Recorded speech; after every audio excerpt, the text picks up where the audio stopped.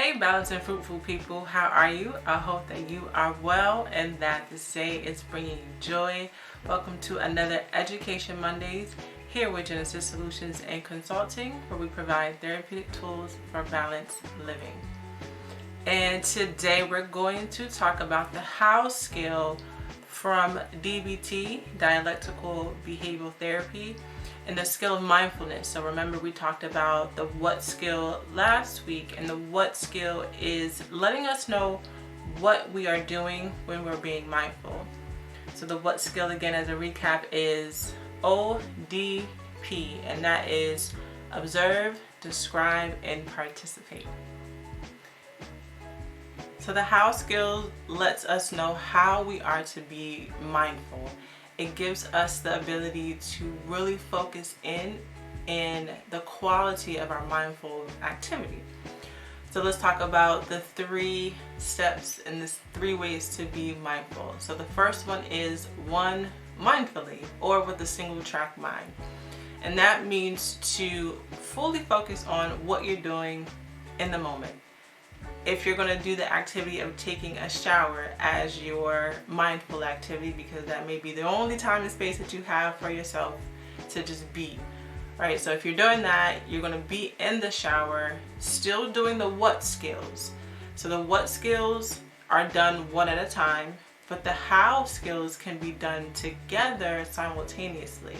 So how are you going to do it? You're going to do it one track mind. You're going to only focus on taking a shower. How else are you going to do that? You're going to do it non-judgmentally. And then you're going to do it effectively. So those are the how skills of mindfulness, according to DBT.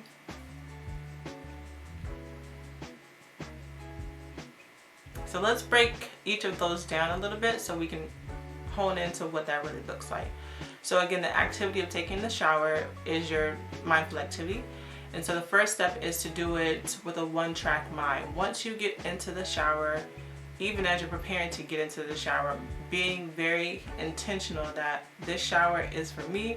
I'm going to enjoy the scents. I'm going to do what? I'm going to observe with my senses.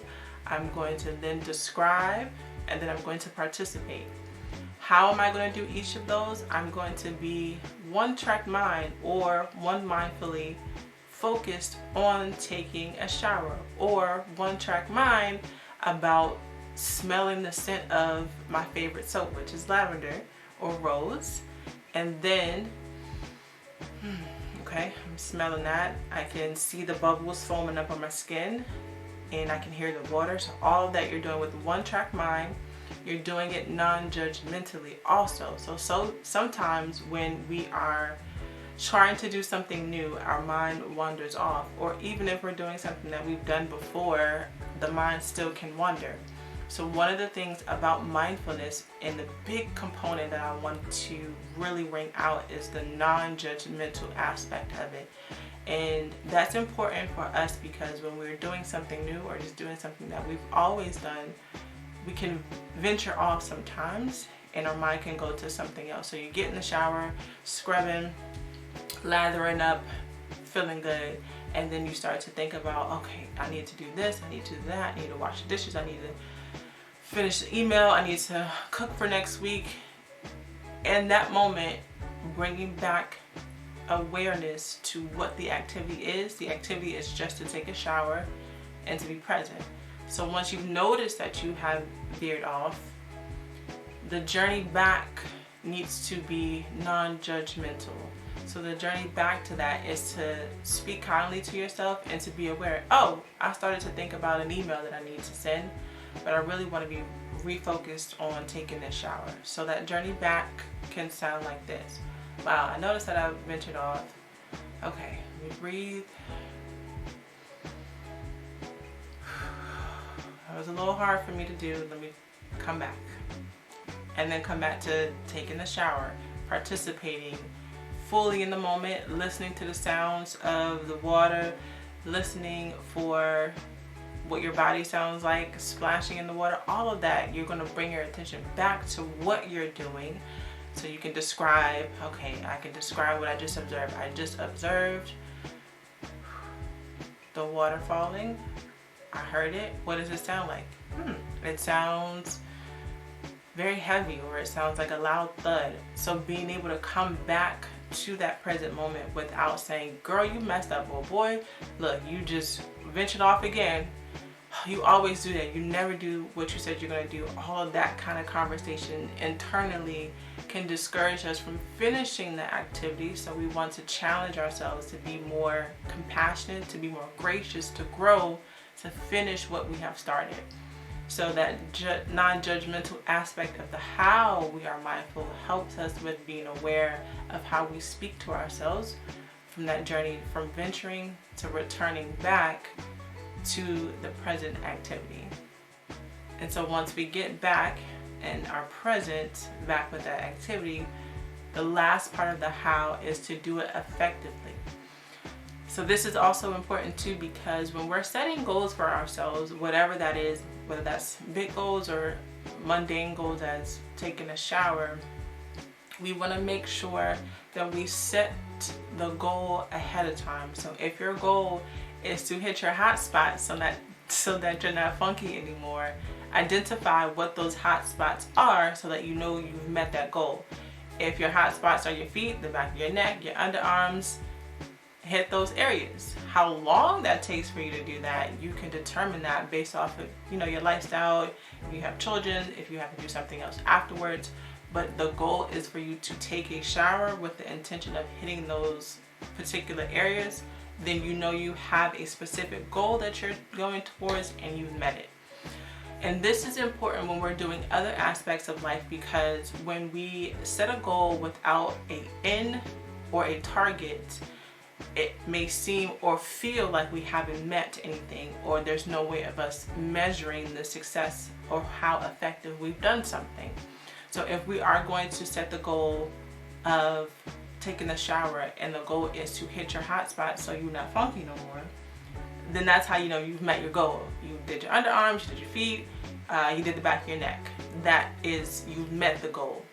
So having that as the way to mark if you are successful or not is clear and objective, because oftentimes for the clients that I work with, and even for myself, when we set a goal and we feel like we haven't done anything, or you're not getting the sensation of, oh my God, I did the best thing ever.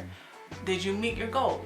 Did you set out to do what you said you were going to do? If so, you've met your goal. You were effective in that. And emotions can change, the sensations can change, but if you have hit your goal and your target according to what you define as your goal, then you've met it, right? So when we're in that mindfulness mindset of being one-track mind, doing something non-judgmentally, and also being able to do it effectively according to our goals, then we are being present in the moment and allowing ourselves to grow more in the skill of being present, being mindful, and being still, so that we can continue to be fruitful and balanced in how we move forward with other things. Now, this is a practice. I know this is new, especially that non-judgmental piece. I know that's something that a lot of my clients and also myself, we're just growing into, and it's okay. It's a skill that we're learning. But that journey back to the middle, back to your place of balance, is such an important one, because we all venture off no matter what it looks like or what our goal is. Sometimes our mind can kind of wander to all the other things.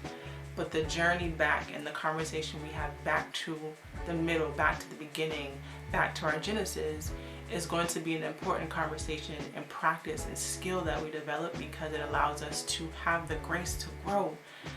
The Most High God gives us grace to grow. He knows where we're at. He knows where we're going. He knows what we are going to come up against. But it's so important that we equip ourselves with the concept of being gracious to ourselves. That way, when we come up against something that's difficult or something that's a challenge, where our emotions and our thought life wants to berate us with the negative thoughts, self-deprecating thoughts, we can have a balanced perspective about, okay, I know I ventured off, but I know what my goal is, and I'm just going to come back to that. However many times it needs to come back to that, eventually your brain will get it, and it will literally rewire itself to then be able to be more present quicker and more effectively. So the more we practice this, the more that we'll be able to catch those wandering moments, so we won't go too far. We kind of know, all right, I leaned a little bit to the left or to the right. All right, bring it back to center, because I know what this center is and I'm going to move from that point. So this is the how skill of DBT, and it is done in conjunction with the what skill, so that we can know how we are to be mindful when we are choosing an activity to do, or if we're showing up with people that we love and care about. Okay, so Application Fridays, we will talk about it a little bit more and give you the opportunity to do the how and the what skill together, so that we can continue to be balanced and fruitful and value this fruit of stillness, so that we can move forward balanced and fruitfully. All right, I will see you beautiful people on the next video, which is Application Fridays. Please feel free to subscribe and ask questions if you would like. I will see you all next Friday.